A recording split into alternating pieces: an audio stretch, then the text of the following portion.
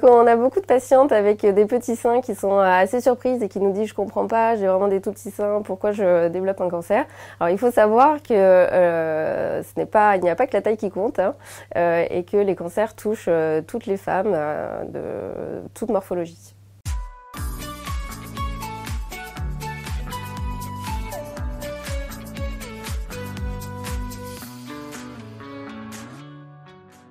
Alors le cancer du sein, c'est le cancer le plus fréquent chez la femme, avec environ 58 000 nouveaux cas de cancer par an.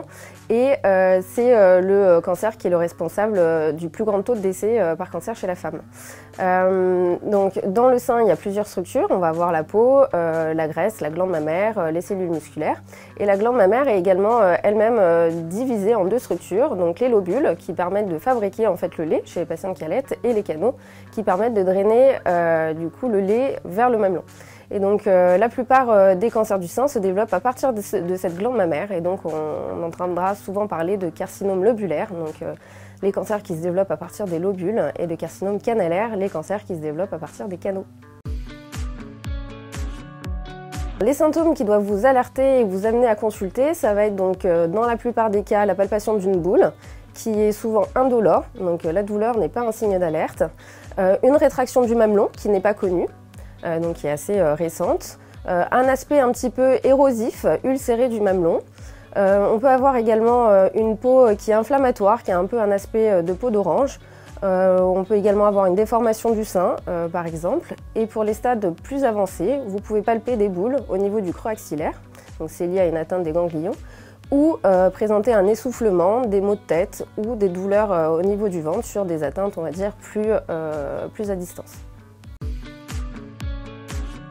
La première étape du traitement d'un cancer du sein, c'est très souvent la chirurgie. Donc il y a toujours deux temps dans cette chirurgie. Il y a la chirurgie du sein et il y a la chirurgie du creux axillaire.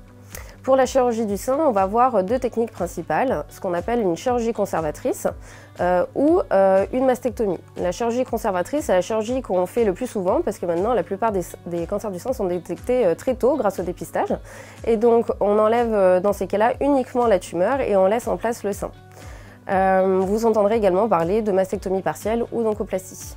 La mastectomie, c'est l'ablation complète du sein, qui est donc maintenant moins réalisée et qui est faite essentiellement pour des cas, on va dire, plus avancés de cancer du sein. Et le deuxième temps, c'est la chirurgie du creux axillaire. Donc on va avoir deux techniques principales. La technique dite du ganglion sentinelle, où on ne prélève que quelques ganglions sous le bras. C'est la technique qui est le plus souvent utilisée. La deuxième technique, c'est ce qu'on appelle le curage axillaire. C'est quand on enlève la plupart des ganglions sous le bras. On la réalise essentiellement si les ganglions sont atteints ou s'il y a un échec de la technique du ganglion sentinelle. Cette chirurgie au niveau du creux axillaire est indispensable. Elle permet donc de savoir s'il y a une atteinte au niveau des ganglions situés sous le bras. En fonction du résultat, on adaptera les traitements adjuvants.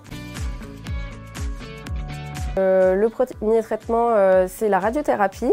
La radiothérapie, elle est systématique en cas de chirurgie conservatrice, donc si on a gardé le sein.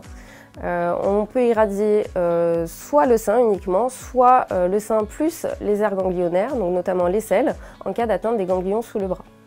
Il y a également possibilité de réaliser une chimiothérapie adjuvante en cas de critères de gravité particuliers. Et il y a également l'hormonothérapie qui est systématique si les récepteurs hormonaux sont positifs. Et donc il s'agit d'un comprimé qu'on prend tous les jours pendant 5 ans minimum.